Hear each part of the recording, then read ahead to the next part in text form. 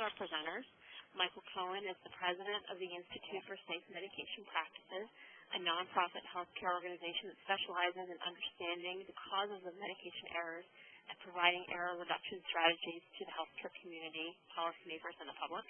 He's editor of the textbook Medication Errors and serves as co-editor of the ISMP Medication Safety Alert publications that reach over 2 million health professionals and consumers in the U.S., as well as regulatory authorities and others in over 30 foreign countries.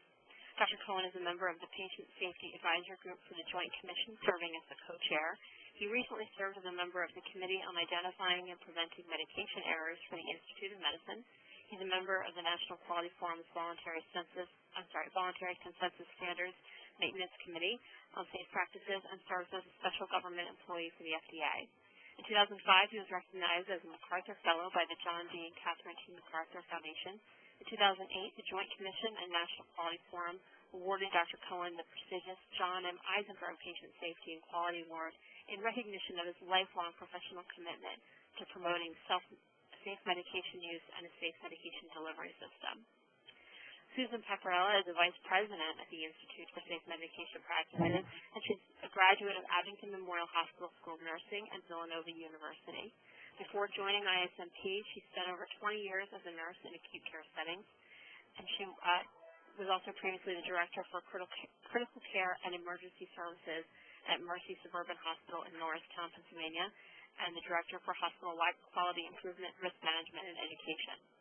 Since joining ISMP, Susan has consulted to hospitals and health systems both in the U.S. and Canada, performing proactive risk assessments and root cause analysis with an emphasis on analyzing current practice issues and problem areas within the medication use system.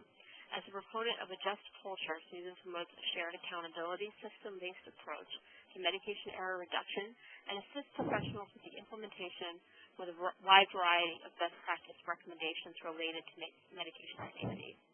Susan serves as a part-time faculty in Temple University School of Pharmacy and at Virginia Commonwealth University in their Executive Fellowship Program in Patient Safety.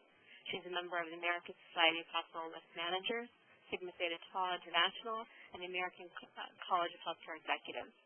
She recently served as chairperson for the development of the Emergency Nurses Association's Institute for Quality and Patient Safety.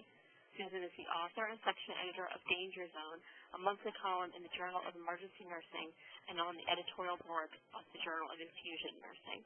Welcome to both of you, and thank you so much for joining us today. Thank you very much, Heather. Shall I get started? Please, that would be wonderful. Okay, thanks, Heather. Thanks for the nice introduction for both of us. And also, Megan, thank you. And thank you to the Inquiry Program as well for allowing us to do this. So this is a great opportunity for us to, let other people know about our operation. We've been around for a long time. Maybe you have heard of us in the past. As you heard, we are quite active with the Joint Commission and many other patient safety organizations. So perhaps you've run into us before. We are a nonprofit organization, and we've been around for quite some time. And so Sue and I would like to tell you a little bit about really what we do, and perhaps you'll find something to be of interest, to your particular work. So let us get started. On slide number 2, just a little bit about ISMP. This is what I'm going to cover: our mission, our services, and products. And products really are educational products, tools, self-assessments, most of which is available on our website for download at no charge. We are a public charity, as I mentioned, a 501c3, and our entire operation is geared towards improving safe medication use. On slide 3, just a little bit about our background. People may not be aware that ISMP really started as a journal column, or 2 journal columns, back in the 1970s, one in a pharmacy journal called Hospital Pharmacy. And then maybe some of you have picked up copies of Nursing magazine. At the time it was called Nursing 77. Today it's Nursing 2010. And we've had a column in there every month since the mid-1970s as well. And all of this was really geared to allow health professionals to literally pick up the phone or send us mail, at the time surface mail, of course, we didn't have email in those days, or even see us at a meeting, and share information about, a safety issue that was important to them, a medication error, for example, or a suggestion for improvement. And what we would do is we would analyze this information and then publish it in one of the journal columns. And it turns out that we actually started this column, which later turned into the National Medication Error Reporting Program, that for quite some time was operated by our organization in cooperation with the United States Pharmacopoeia. And just a couple of years ago, we took over the program entirely, so we now operate it full time. But I was saying that it's actually one of the first, national reporting programs, and even preceded the aviation safety reporting program for about a year. It is a voluntary practitioner reporting program, which is quite different from the typical error reporting programs that certainly hold importance, but are really based on more or less on reporting incidents. It is voluntary, and that obviously contrasts with mandatory programs like the one we have in Pennsylvania. You may not be familiar, but we work with the Pennsylvania Patient Safety Reporting System and the Emergency Care Research Institute, or ECRI Institute is the proper name now, and the operation of that program. And in Pennsylvania, it is mandatory for hospitals, health systems, birthing centers, outpatient surgical centers to report medical errors in general.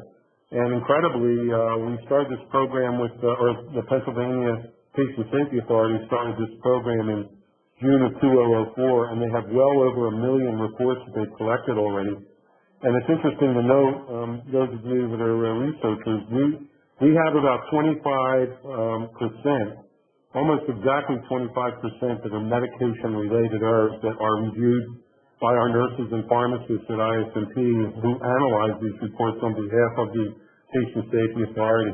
But our program is voluntary, and it's really based on reporter altruism. People do contact us today. We have reporting sites on our website at ismp.org, and later on I'll tell you about our consumer reporting program. And people do, in fact, send information to us electronically for the most part. So we no longer rely on surface mail or the telephone. Most people will send us information electronically. And these reports, of course, are placed in a database. In every case, we automatically send the information to MedWatch. The information is protected. We did become a federally certified patient safety organization under the Patient Safety Act of 2005 just about 2 years ago, about a year and a half ago actually. And so the information is legally protected that is sent to us. And it cannot be used by a plaintiff's attorney. It cannot be discovered in a plaintiff's attorney in a lawsuit by the plaintiff's attorney.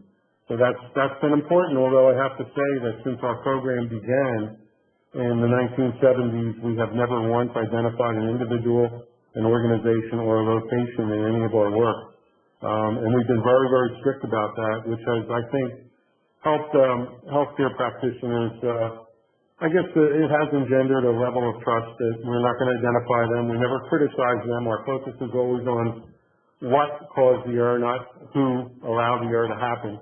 And our focus has always been on the system-based causes that are largely correctable. And I think that's worked very well for us, and we're able to get this information out, and it really has resulted in, literally hundreds of product changes, labeling, packaging, drug nomenclature, and practice changes as well that many of you probably would be familiar with. For example, the Joint Commission National Patient Safety Goals, several of the National Patient Safety Goals are based on literally numerous errors that we had, like the abbreviations that should never be used. Each of those originated probably back in the 70s. Actually, my first column in the journal was used for the word unit. And we had an incident where the very first one that we ever published in March of 75 was 4U that looked like 40 of insulin, and we had a patient get 40 of insulin instead of 4 units that was reported to us. And of course, we try to save the graphics and we try to publish them. And you will find a lot of useful material, including graphics, in the newsletter section of our website. And I would encourage you to go there. If you're in education, I think you find it very helpful when you're talking about patient safety issues in nursing. And in addition, in cooperation with the American Pharmacists Association, later on I'll tell you that we do have a book that we've published a few times now. It's called Medication Errors. And there's a slide program that's available for download for educators that's based on the book. At any rate, so this program's been around for a while. We kind of went on as a journal column, and then in the late 1980s started realizing this needed to be taken on a national level, and it was national through the column, but let's put it this way, to a higher level than it was at the time. We needed computer support. We needed acknowledgments of people that were sending the material. And so we began to interact with the United States Pharmacopoeia, and they began to operate the program or coordinate it for us. And then in 2003, we started realizing this could literally be a full-time operation. And my wife is a nurse, and she actually is the first employee, I guess, so to speak. She really got the program started. And we rented some space in a law office. A friend of mine had some space for us near Philadelphia, and she would answer the phones and get the program actually going. So that's by January 2004, we actually chartered as a nonprofit. We put a board of trustees together, which I'll show you on the next slide. And the program has operated pretty successfully since then and grown quite a bit. We have about 30 employees now. Mostly nurses and pharmacists. We have a single physician who is a board certified in internal medicine, exclusively for ISMP. He's retired from practice, although he's still a young man, and travels with us quite a bit as well. But mostly it's nurses and pharmacists, and then we have some support personnel as well. We are international in scope, and a little bit later I'll tell you we do have three sister organizations. One in Canada, one in Brazil, and one in Spain. And we also have coordinated an international organization called the International Medication Safety Network, where we also have an interdisciplinary group from a little over 20 countries now that communicate on a regular basis with one another, and we ask each other questions about, issues in our country. We try to warn one another about new things that have cropped up in our country, and it's really turned into a great warning system. And our staff, as I mentioned, is multidisciplinary, and our board is as well. And on the next slide, our board of trustees, as you can see on slide 4, is really kind of like a cross-section of the healthcare community. Most recently, we have added a consumer. We took some time to get the consumer, but Mr. Dan Ford, who is very active in patient safety circles as a consumer, joined our board, and his name is not reflected yet on this slide, but he's been on, I'm sorry, yes it is now, in the middle, second one down, he's the vice president of the first group, that's his own business, but he does represent the consumer interest. All the rest are either in academia. We have a dean of a nursing school, and our board chair is a former dean of two pharmacy schools. We have a couple of physicians on the board, and one attorney who's really focused on drug nomenclature issues and trademarking, and so on and so forth. We also have community pharmacists. We have mail service pharmacy. We have hospital pharmacy as well. And we have a hospital COO, which is Meg McGoldrick from the Abington Memorial Hospital in Philadelphia, which has also been very active in patient safety. On slide 5, our mission statement to advance patient safety worldwide by empowering the healthcare community, including consumers, to prevent medication errors. And we do have a growing consumer interest. As you probably are well aware, consumers have gotten very much involved in patient safety issues. And we began a consumer website which has about 200 articles that are specifically written for consumers on various medication safety topics. There's an alert system there as well. And as I mentioned, towards the end of the presentation, we'll go over that in a little bit more detail. I just wanted you to know that at this point. On slide 6, The medication errors reporting program can be accessed at either of those web locations. You'll see at the top of the home page on each of those, there's a button that you can press to access the error reporting tool, and it explains exactly the purpose that we do automatically send this on to FDA. However, we allow the reporter, usually a nurse or a pharmacist, more and more often it is becoming consumers. We receive consumer reports almost every single day now, and that was not the case even, I would say, even a year ago. But we always tell the reporter that we will not identify them unless they approve it. And so they can select whether they want to be identified to FDA. And that has to be, they also provide statutory protection of the reporter identity, as does the pharmaceutical manufacturer, to whom we also will send the report. And again, we request whether or not that disclosure should be forthcoming or would be approved by the, or will be approved rather by the reporter. We are an FDA MedWatch partner, and we work very closely with FDA, although mostly behind the scenes. Personally, I am a special government employee, an SGE, as is another one of the leaders at ISMP, Dr. Alan Beta. On the next slide, we have a slide that kind of shows you the flow of information, either from the ISMP Medication Error Reporting Program, that's the Voluntary Practitioner Reporting Program. And again, it's really based on altruism. When people report to us, they're not reporting because they have to, they're reporting because they truly believe that they have a hazardous condition that could harm someone that they're aware of, and they want to communicate that. It could be a drug name mixed up, it could be labeling and packaging. It certainly could be practice-related issues, which are about 50% of the reports that we get are more practice than they are product-related. We also handle device-related medication errors, infusion pumps, IV tubing, catheters, catheter misconnections, all those kinds of things would be material for our program. So that is a big part of the input to ISMP, and we base, this is our entire focus really, is medication safety. We don't do anything else. And so we base a lot of our work on what's happened out in the field, what's going wrong, and we look for, based on our knowledge of human factors and our experience with this work, we look for system fixes to these problems, and they are often evidence-based or developed collaboratively. Sometimes in groups, we hold summits, for example, and put out documents, and often it's just something that we internally have come up with. All of our material is peer-reviewed before it goes out by at least 15 to 20 individuals, many of whom I would consider some of the top experts in the country in medication safety.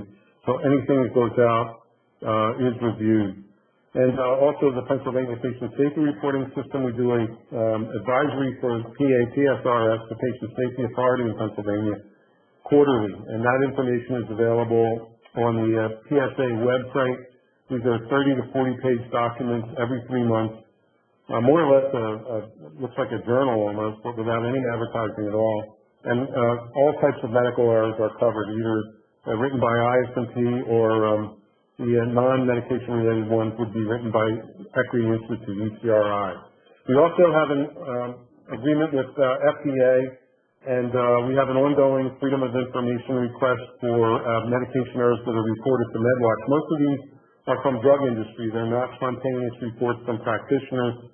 We do get consumer reports through the MedWatch program as well.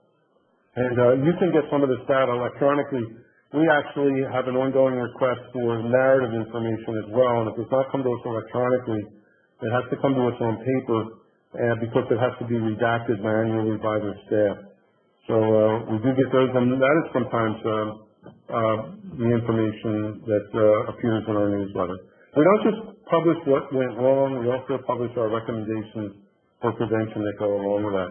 And then also input from other sources, anything from newspapers to journal articles, et cetera, et cetera. If we feel it's important to get it out to the field, then we will do so. Our output is to consumers, practitioners, regulatory authorities, and to industry.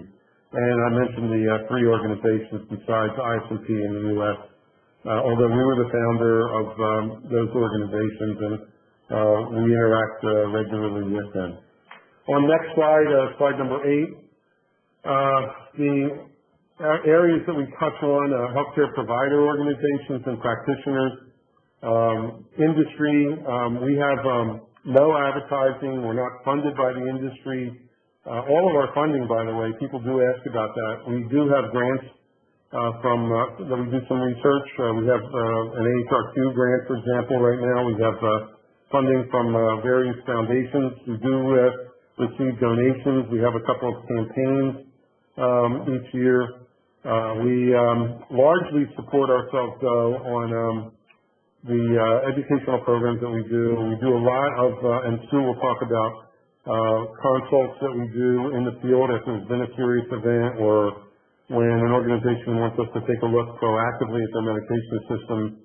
We charge a fee for that. And another thing that we do, we have a separate organization and an editorial wall between us. We wholly own a for-profit subsidiary called MEDRS, MED-ERRS, for Error Recognition and Revision Strategies, where the companies that are out there can ask the pharmacists to work there to review their labeling and packaging before they go to FDA with a new drug application or an abbreviated NDA. And that could be name testing, packaging and labeling testing, device design, those kinds of things. And that also is a source of revenue. And then our newsletter, although we do have a nurse advisor publication, which we have a very large circulation, well over 2 million, that is free. And anybody can go on our website and just basically give us the email address that you'd like it to go to, and we add you to the list. We just ask that, if it's a large organization like a hospital, since there's 1,000 nurses that might work in a hospital or even more, we'd like to have 1 or 2 people coordinate that and then send it internally. Rather than, if we have to pay for we have a service that charges us money per email. But we have somewhere around 40,000 emails that go out every month for the Nurse Advisor publication, which is written by a couple of nurses on our staff. And they, in turn, turn it around. And when we've done surveys, we have, how many people get it internally. It comes out to about 2.4 million if you add up all the email addresses where it's sent. Now, I can't promise that all of them read it, but I would hope that they do, because it is, I think, critical information. We also touch healthcare agencies, government organizations, standard-setting orgs like Joint Commission, and accreditation orgs also like the Joint Commission, and healthcare consumers and nonprofit groups as well. On slide 9 is just an example of the Patient Safety Advisory from the Patient Safety Authority, and as I said, it's really this really discusses many different topics. You really, I think, would benefit if you went to the PSA website, just type in Google Patient Safety Advisory or Pennsylvania Patient Safety Authority or any of those things, and you can download the newsletter, and I think you'll find it very, very useful. They also put out a lot of tools for hospitals, and it's all funded by the hospitals in the Commonwealth of Pennsylvania that are taxed, and that's how this program is funded. And that's how the Patient Safety Authority itself is funded. It's not funded by the state or by taxpayers. We also do, and there may not be an awareness about the next slide, number 10. The FDA actually produces every month what they call Patient Safety News. And within Patient Safety News, this is a set of videos. They are very well done, very professionally developed. They have 2 newscasters that literally go to various practice sites to film these, and they take information from our newsletter as well as other sources and put it on video. The learning is just tremendous because, for example, nursing students can see things that they wouldn't ordinarily see that go wrong, and it's just really a worthwhile endeavor, I think, that FDA has made available. And we have it on our website. It's totally free. You can download these. There's about 100 of the ones now that are strictly medication related, but far more than that on various medical topics. And I think the series has been excellent. It's been around since 2003. And although they've tried to publicize it, I have to say it's been discouraging to learn that, too many people aren't aware of it. So please take a look at that. Slide 11, just services and products, things that we do, publications, we do the error analysis, consultations, education, research, and we do a lot of advocacy. It's not just publishing information about the errors that come in. We call the companies and ask them to change things. We call FDA, we'll hound the Joint Commission or the state health departments, whatever we feel is necessary to get something changed that we feel is necessary. And again, I think, I certainly don't believe that we don't have any medication errors out there anymore. In fact, it is a very serious problem that continues. But I will say that there have been literally hundreds of changes, and many errors don't happen anymore as a result of people coming forward and reporting these errors and getting organizations to react to them, whether they're federal agencies or state agencies or drug companies or whatever. A lot of drugs have been taken off the market or names changed, and so on and so forth, so that the errors today really don't happen anymore in so many of those cases. Unfortunately, they do still continue in general, and we have a lot of work to do, like computerized prescriber order entry and barcoding and so on and so forth. Slide 12 is our 4 newsletters. We have 4, by the way. Our medication safety alert for hospitals goes to all hospitals twice a month. Our community and ambulatory edition of our newsletter, which is a revenue source for us, is 20,000 community pharmacies around the country. Our nurse advisory is free, and Safe Medicine is a newsletter strictly for consumers. And we have charged for that in the past, but we are turning that around. We're going to be making this available for free to consumers that come to the consumer website and sign up for it. And we'll have more information about that in the near future. We'll be sending out a press release. Slide 13 is what the newsletters look like. They cover, they're very readable. When we're writing these, for example, a hospital newsletter, we're writing to the healthcare community. We're not writing to doctors or to nurses or to pharmacists. We're trying to think of unit clerks, people in respiratory therapy. Anybody should be able to read this. If we use terminology that might be difficult to understand, we'll explain it right there in the article. And we've really gotten terrific feedback for the newsletter articles.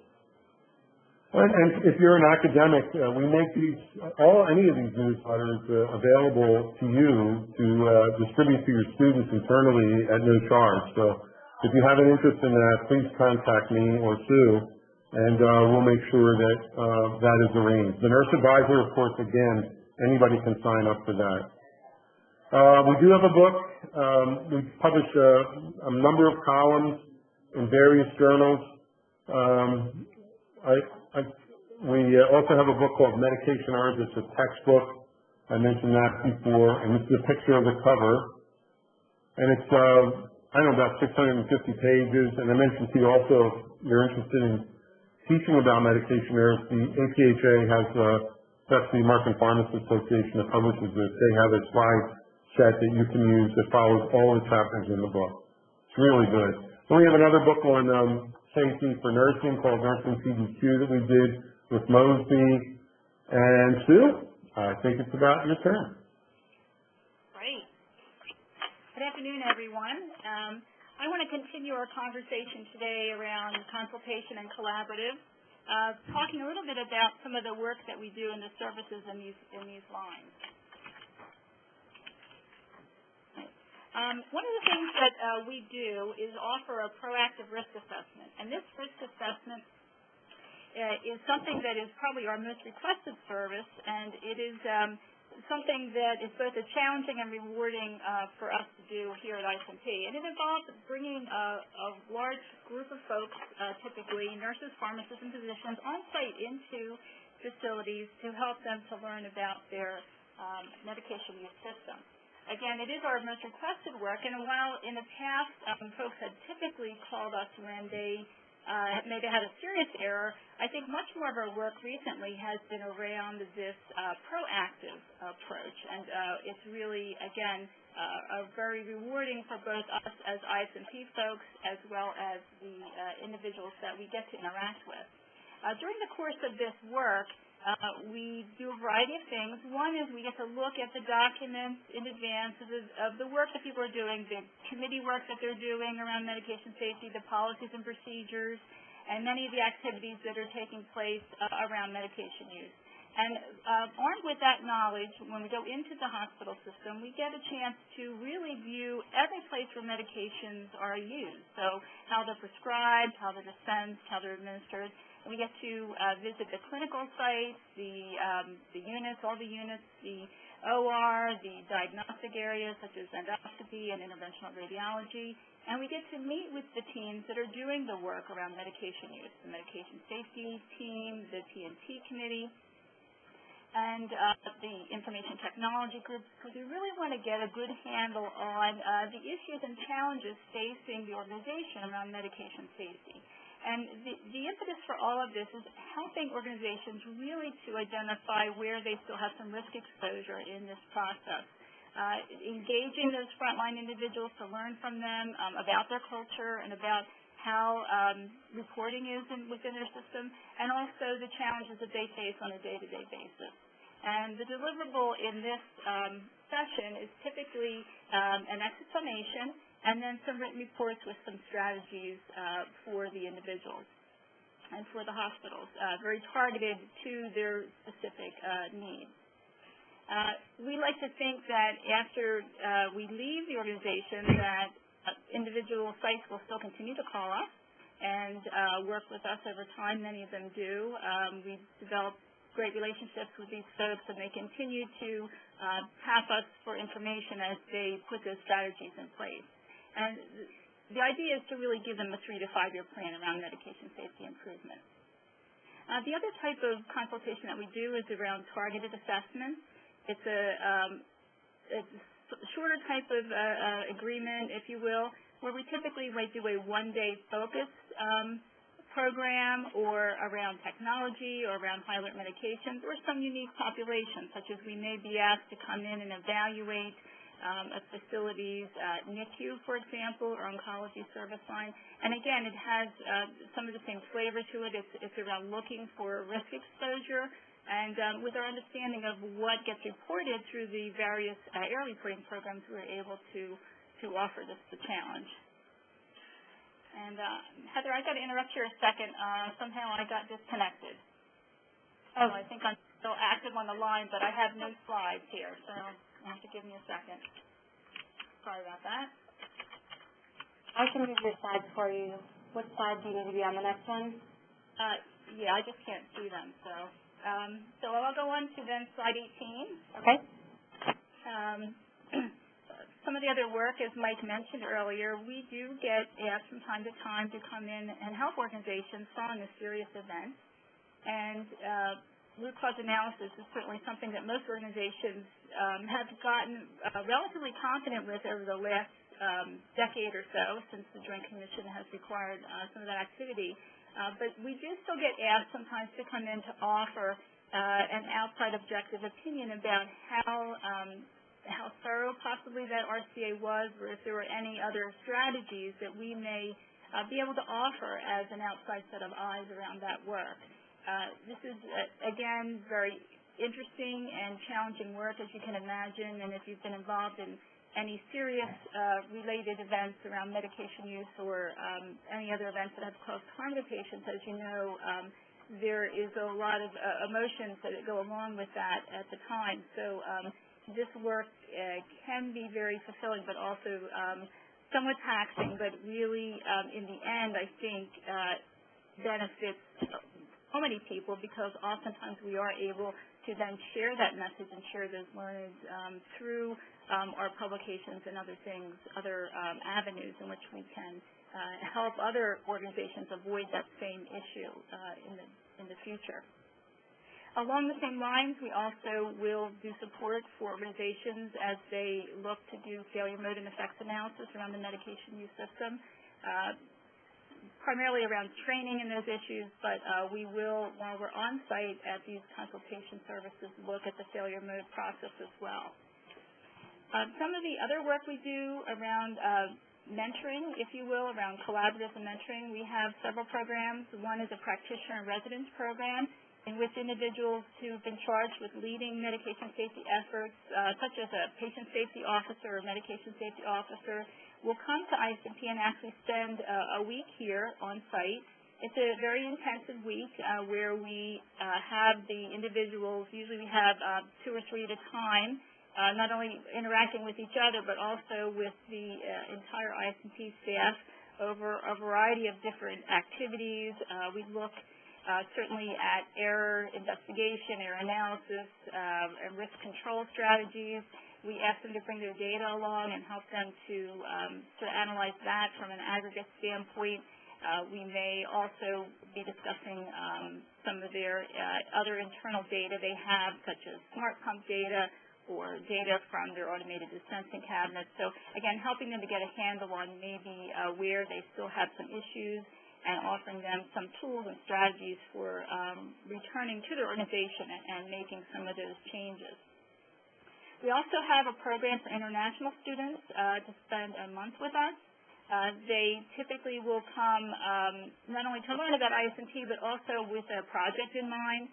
So, for example, we have had students, international students from Singapore recently. We have actually one with us now, also from Singapore, but they may come with an understanding that back in their country they may be getting ready to either start a national reporting program or something of that nature. So they typically have a project in mind, but again, we'll spend quite a bit of time learning about our processes here in the U.S. We typically will hook them up with a variety of hospital settings, so they not only spend time here in the office, but for example, our student that's with us now is involved very intensely in oncology, ambulatory oncology settings, and we'll be spending some time in some local oncology sites while she visits with us. So what slide are you on now? We're still on slide 19 on the screen, so we're going to move forward. Okay. Do you have the number there? If you could just prompt me when you need to move, we're on slide 20 now. No, actually, I'm now on to slide 19. Oh, I'm sorry. Okay. Okay. So slide 19 is the collaborative, the large and small groups, and this is just a good variety of other projects that we get ourselves involved with here. Some of them are through the Pennsylvania Safety Authority, as Mike mentioned. We're very active with them, and we help to support some of their projects, as well as some of the Delaware Valley Hospital Council. The HCIF also has projects over the years. And again, this will involve the interdisciplinary team, nurse, pharmacists, and physicians. And usually these projects are just agreed upon in advance around, what are those areas of difficulty that either groups of hospitals or groups of individuals such as Vermont Oxford Network might challenge us with. And our work then is around helping them to agree upon some of those indicators and measures and coaching them around, what is the correct information they want to gather, and then what are those safety changes that they need to make long term. So again, very interesting work, and certainly we think very beneficial, particularly when you get the large masses of individuals all moving in the same direction around medication safety. On slide 19, just a list of some other collaboratives. We've done a lot of work around technology over the last few years. Barcoding is a very popular type collaborative, as systems tend to be working towards moving in the direction of installing barcoding and certainly smart infusion pumps and other types of technology, EMR, the electronic health record. And then again, everyone's favorite topic, medication reconciliation, which is probably one of the most challenging things for organizations across the country. I can say pretty universally is a topic that is high on the list of concern and discussion in many of the hospitals that we get to visit across the country. On then slide 21, just a mention of some of those other services that we offer, and some of this I know Mike has already covered. We became a federally sanctioned patient safety organization back in November 2008. And we do contract under the ECRI Institute to perform the data analysis for medication errors under the Pennsylvania Patient Safety Reporting System. And as Mike said, it is about a quarter of the reports that they currently receive. So it is quite a significant number. And, of course, those are not only reports that cause patient harm, but also those things that actually would just be hazardous conditions or even near misses. So we do learn a lot about systems from looking within that data. We also have a contract to review the MedMarks data, which is currently residing within the Quantros data reporting system. And again, that is much more of a quantitative type program as hospitals are reporting their aggregate data to that organization. So we have the ability to go in if we are trying to investigate the frequency of a certain type of error. We can go in and take a look at that aggregate information. We also have some contractual agreements with hospitals and health systems to help them with medication error analysis and team support. We've done some work with some of the state organizations to help them as they're approaching either a voluntary or a mandatory reporting system within their states, looking at the actual forms and the questions and the data that they are collecting to see if we can help standardize that and improve it in such a way so that the information that they receive is even more beneficial. On slide 22, I want to mention here the self-assessments. I will talk about them again in a couple minutes, but basically we do learn about practice when we look at the self-assessment data that individuals will submit to IS&T. IS&T has generated several self-assessments over the last few years, mostly around hospital and community ambulatory practice, around our 10 key elements or our conceptual model.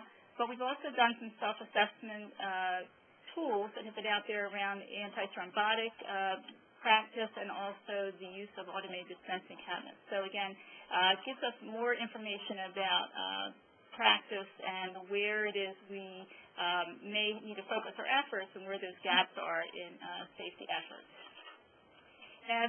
Slide 23, so some of the education that IS&T is involved with. We actually, several years back, with the assistance of the Temple University School of Pharmacy, started a medication safety certificate program. At the time, it was the only one in the country, and we believe it's probably still of course, we have our thoughts about this, but we think it's probably one of the best ones out there. It is a 4-course program at this point where there's some requirements that the students must do to complete and to get this extra certificate in med safety. And it's actually a very popular program there at Temple University. We have quite large class schools of the students. And these pharmacy students, I think, are so well prepared then when they leave their program, whether it be working in retail pharmacy or hospital pharmacy, to just be thoughtful and proactive about how medication errors can occur.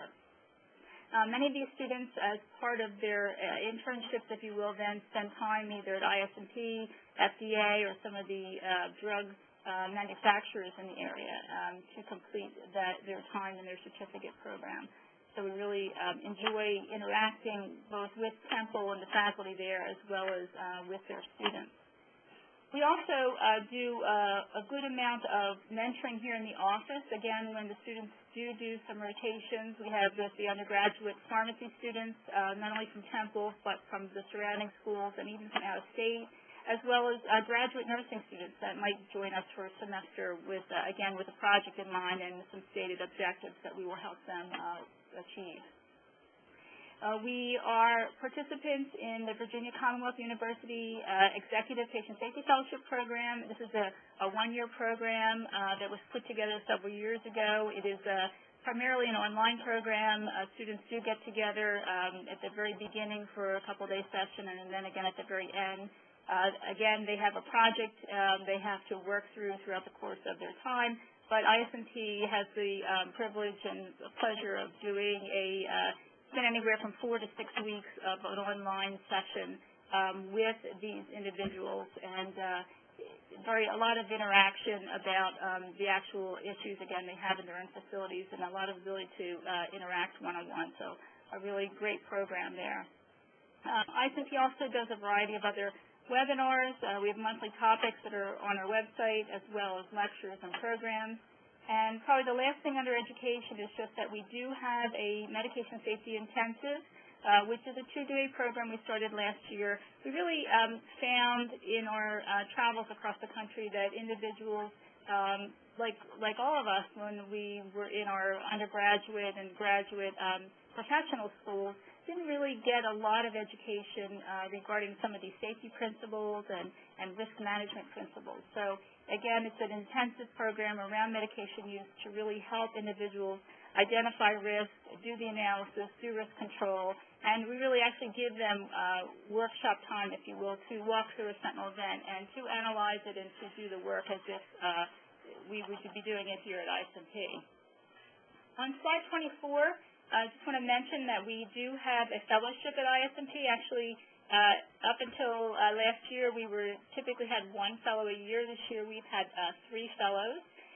It is a 12-month intensive study program at ISMP, and again, it's to prepare practitioners for leadership roles in medication safety. Many of our fellows have gone on to either take jobs as medication safety officers. Some have worked for the FDA, in fact, have worked for the FDA after they left us. Actually, some of them still work here at ISMP. And this year, we do have our first international fellow from Saudi Arabia. And also, we had a joint fellowship program with the FDA where the fellow spent 6 months on site with us and is now spending the rest of her time at the Food and Drug Administration. And next year, I know we are looking forward to welcoming a fellow who is sponsored by the Air Force. And again, these programs are all externally funded, so we do occasionally, again, get more than one fellow at a time. That fellowship selection process, I think, for this next class starting in July is pretty close to being completed. But if you know of anyone that's interested, that application process usually starts pretty much at the beginning of the year in January, and all that information is on our website. Mike mentioned earlier we do research on slide number 25. We've been a recipient of several grants through the Agency of Healthcare Research and Quality, and most recently this work has been really centered around the use of safe medications from a community ambulatory pharmacy practice. And helping them to identify the list of high-alert medications that are most likely to cause harm to individuals and those effective strategies for error prevention. We also do, as Mike mentioned too, a great deal of what we call summits, in which I think it's a pretty unique program, but we actually bring together a variety of clinical experts from across the country, as well as vendors and manufacturers, if you will, to discuss common safety issues and develop a common language and guidelines around safe practice. So, for example, a few years back we had a summit around automated dispensing cabinets, and knowing that most hospitals have moved towards a centralized distribution model where a large variety of medications are coming directly from the automated dispensing cabinet to the nurse's hands, we were seeing a lot of variation in practice and hearing about a lot of errors through our reporting system. So felt it really was necessary to bring together both the vendors of those cabinets as well as the users to see if we could identify those common threads and those common safety issues and then work towards eliminating some of those problems. So we did, at that time, actually come out with some guidelines for the safe use of automated dispensing cabinets. And then most recently did a self-assessment, which just closed in February, but is still on our website if you would like to access it. And this information, we had about 400 hospitals that submitted information to us and data to us around their use of cabinets. And we will be analyzing that information very shortly and getting that out, again, for shared learning for everyone. And the next slide then is some pictures of our self-assessments. The top left is the hospital self-assessment, which many of you may be very familiar with. It's about 194 questions around best practices associated with our 10 key elements of the medication use process. It was last done or open for data submission back in 2004, funded through the Commonwealth Fund, and we are in progress of getting additional funding to repeat that. So stay tuned if that's something that you might be interested in. And then again, as I mentioned, the automated dispensing cabinet self-assessment is in the bottom left. our antithrombotic self-assessment, and our community pharmacy self-assessment. These, again, are all available on our website for access. You can download them, and you can use it as a tool. We are just not taking data submissions for these self-assessments right now. Slide 27 is just our last service, if you will, but probably our most important service, and that is that of advocacy. For us, it's all of our pro bono activities undertaken to influence and inform individuals and groups on issues around medication use. And it's really at the heart of what ISMP does. It's really what we think is the most beneficial. And, we do it for a variety of reasons, a variety of different groups. For practitioners, folks like, I don't know if you've been following any of the literature, any of the media reports lately, but we have a pharmacist from Ohio, Eric Kropp, and a nurse, Julie Tao, who recently both faced some criminal charges against them because of medication errors. And it's individuals like this that, will call our office and who will be, having had a very serious event happen to them that, really don't know where to turn and what to do. So we really try to help these folks as best as we can to make sure that they get connected and feel that they can proceed with whatever it is that is now facing them through either their work site or in a legal standpoint. In terms of not-for-profits, we work, as Mike said, with many other groups: National Patient Safety Foundation, National Coordinating Council for Medication Error Prevention. We try very much, again, to bring our knowledge of errors and medication systems to these committees and give our input as decisions and guidelines and supporting documents are being made. In terms of the regulatory advocacy, we work, again, as often as we can with organizations such as the Joint Commission, the Department of Health, United States Pharmacopoeia, all those, again, with the opportunity to influence standards and hopefully drive best practice. I can't say that we always agree with everything that these organizations would put out, but we certainly know that everybody's got the best interest of the patient in mind, and we try, again, to influence that in a way in which we think will help move safety forward. As Mike said, we work with the industry and vendors pretty closely, particularly when we have a device or a product that has been involved in an error. We try to have some communication with them pretty regularly and try to campaign on behalf of those changes. So with that, Mike, I think we're back to the consumers. I think I'll turn it back to you. Okay. And I will mention that. I just want to mention, Susan just was talking about the two healthcare practitioners that had criminal charges brought against them. The pharmacist actually did serve 6 months in jail, and is actually at home now wearing an ankle bracelet. Believe it or not, it was a totally unintended and inadvertent error, and that was the outcome. He was charged with a criminal homicide. The other one was Nurse Julie Tao, and just so you're aware, the Joint Commission Journal on Quality and Patient Safety this week published a full analysis of the medication, a complete root cause analysis that was done. And the authors, it was led by ISMP Judy Smetzer, one of our nurses, and the vice president, along with Sue. And then it was done jointly with two of the leadership, the CEO of the hospital where the errors took place, and the risk manager. And it's a really excellent teaching piece. You really ought to access that and take a look at it if you have an interest in patient safety. And the Wall Street Journal covered it, by the way, on Tuesday. They did a pretty nice article on the cultural issues, the culture issues. The slide 28 is just a slide that shows part of our new website. It's not up yet. It'll be up very, very shortly. We have about 20 countries now that participate. And these include some of the government authorities, the pharmacovigilance centers that are members. And we share information, as I was saying a little bit ago. And then on slide 29 is a picture of the homepage of our consumer website. And there are a number of features that consumers can access. We put drug alerts up there. all the time. We have about 200 articles on within the drug alerts or from our newsletter, Safe Medicine. We also have various tools like lists of drugs that should never be crushed, and that's kept up to date. Lookalike drug names. We have tools for people to sign up and get alerts when one of their own medications is involved in an error, or when FDA comes out with a adverse event report of some type, a public advisory or whatever.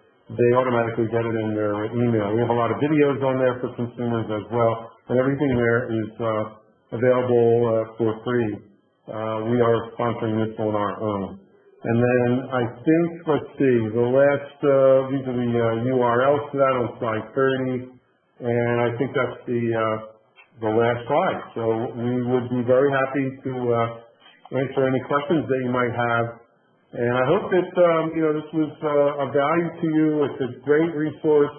These folks that work at ISMP are really some of the top people in the country in the area of medication safety. Their experience is incredible. They've been in the hospitals themselves as practitioners, most for at least 10 years or more. And then in addition to that, they are in hospitals all the time with the consultations that they do. So they're a very valuable resource. Thank you both very much. At this time, I'm going to go ahead and unmute everyone's line. So if you have any questions, please speak up, or you can type your question into the chat box. And it looks like we do have one question in the chat box already. The question is, from a high-level view, what type of patterns, behavioral and technical, are you seeing related to medication safety? How have the patterns changed in response to educational and or system changes? Well, let me just start with that, okay, Sue, and maybe you can give some thoughts too. I think one thing that we've stressed, and I have to say I'm not as happy as I would like to be with this particular thing, and I think it's critical and one of the most important issues, and that is being proactive. I think as far as behavior, unfortunately, when we're working with healthcare organizations, hospitals in particular, and community pharmacies as well, it's more likely that they're going to wait until something actually hurts one of their patients before they will react to it. Yet, in most of the cases, we're at the point now, after doing this for 30-some years, not that there aren't new things that happen, because there are, but we've heard of a lot of the things that repeat themselves. For example, we've had over 70 deaths with vincristine, the cancer drug, accidentally being given in the intrathecal space instead of intravenously. There's a mix-up that occurs, and it's almost uniformly a fatal event, a horrible error, and there are things that easily could be done to prevent that. For example, diluting the drugs so they could only be given IV. Certainly with product vendors, we as yet still do not have incompatible connectors that would make it impossible to give the intravenous vincristine intrathecally. Not putting it in the same room with a drug that's being given intrathecally. All those things and many, many more. And that's my point. People know about these, they read about them, and they don't do anything about it internally. So I am afraid I have to say that people haven't changed as much as we would like to see. The behavior hasn't changed, and we keep emphasizing that. And the good news for us is we learned recently the California Department of Public Health is actually requiring hospitals now to show evidence that they're working proactively based on information from organizations like ISMP, Joint Commission, et cetera, and applying that information. So that, I think that's been our biggest concern, that people aren't being proactive. And you asked about what has changed. Certainly, the attention that is being given to patient safety after doing this for 30-some years, it has been incredible. We certainly see a lot of organizations starting to teach this in schools. They do have medication safety committees. They have full-time medication safety officers or patient safety officers. So that's all some good behavior. And I'm not saying that they haven't, in fact, been able to prevent errors that would have happened otherwise. It's just that too often we see things repeating themselves. Sue, maybe you have a comment there?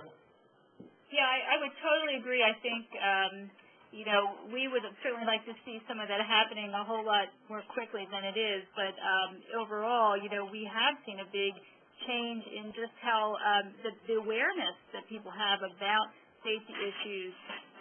But people are, in fact, trying to change their culture, and I think that's probably a thread for us on the consulting side that, there are some folks out there that are sort of stuck in a time capsule, if you will, around their culture, and because they've always done things a certain way, and they're just really not sure what direction to move. But, we are pretty big components of a accountability model out there called Just Culture.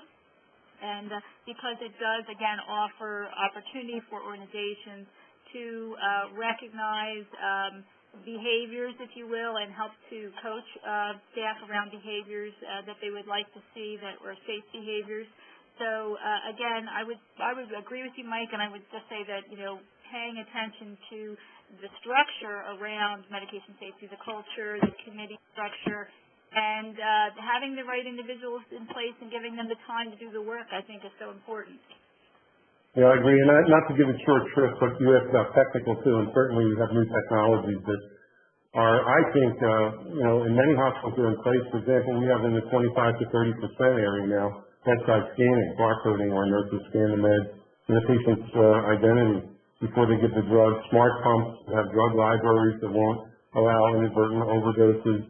We have, of course, computerized prescriber order entry, which we have done a poor job at implementing, only in the 10 to 15% area of American hospitals, which is way too low at this point, and so on and so forth. But those are good technologies. There's many more that I think we have seen come along just in the last 5 to 10 years, so that they're good. Oh, and I see another question here. Do you have any information about the Joint Commission advising and reissuing the NPSD on medication reconciliation? I am the co-chair this year, vice chair, I should say. It's called the Patient Safety Advisory Group now for the Joint Commission, and they have been working internally. They have not shared that yet with the Patient Safety Advisory Group, but they plan to have all this done and in place so that it would be implemented January 2011, so next year. And I don't know what the changes are at this point. I do know that unfortunately the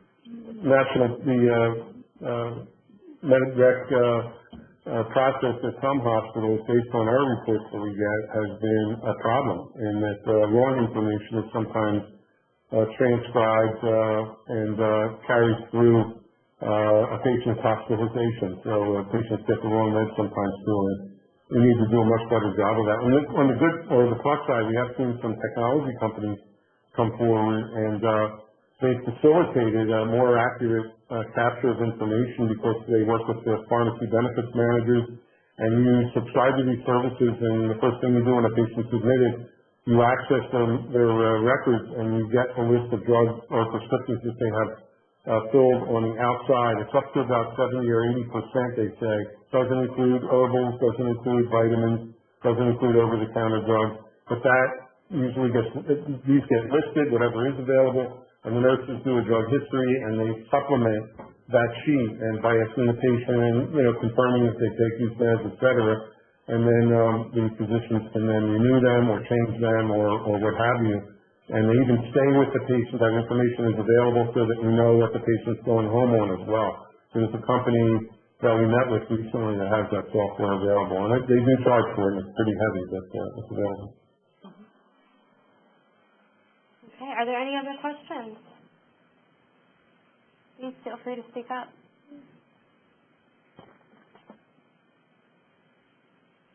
Okay, well, I want to thank everyone for joining us then. Thank you for this wonderful presentation, Michael and Susan, and thank you to our attendees for joining us. The presentation and the recording of today's webinar is going to be available at the inquiry website, INQRI, under the events section. If you want to be able to view the webinar again or pass it on to some colleagues, you're more than welcome to do that. So, thank you for joining us, and everyone have a wonderful evening. Thank you. Thank you.